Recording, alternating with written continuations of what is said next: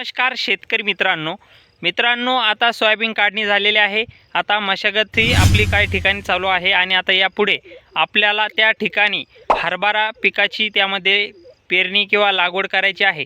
मग मित्रांनो आपल्याला एक महत्त्वाचं काम आता या ठिकाणी आपल्याला करायचं आहे, तर ते आपल्याला हरभरा पिकाची लागवड किंवा पेरणी करण्या अगोदर करायचं आहे।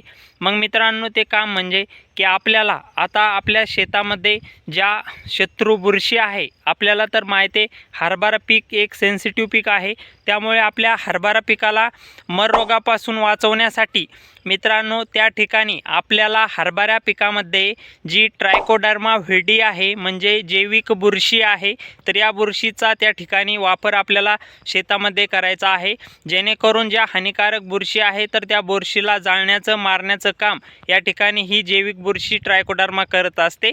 त्यामुळे मित्रांनो ट्रायकोडर्माचा वापर हा आपल्याला एकरी 2 किलो प्रति एकरासाठी आपल्याला त्या ठिकाणी वापर करायचा आहे।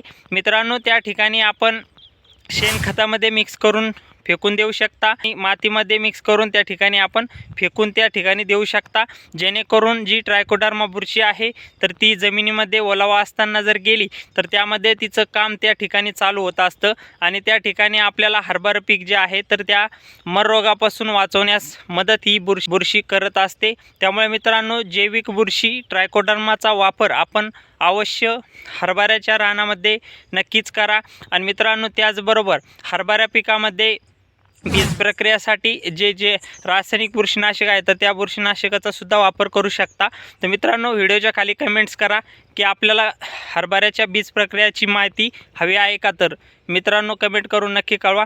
मित्रांनो व्हिडिओ आवडल्यास व्हिडिओ लाईक करा आणि आपल्या शेतकरी बांधवांपर्यंत माहिती पोहोचवण्याचा प्रयत्न करा, जेणेकरून त्यांचं सुद्धा हरभरा पीक हे वाचवल्या जाईल।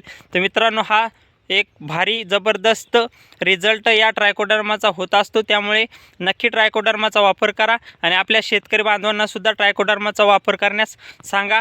कारण मित्रांनो यामध्ये कोणत्याही कंपनीची जाहिरात नाही, फक्त आपला त्या ठिकाणी फायदा होतो। रासायनिक जो खर्च आहे बुरशीजन्य रोगाचा तर तो आपला त्या ठिकाणी कमी होत असतो, त्यामुळे यामध्ये आपल्याला जैविक बुरशीचा वापर त्या ठिकाणी करणे आहे। मित्रांनो धन्यवाद। जय जवान जय किसान।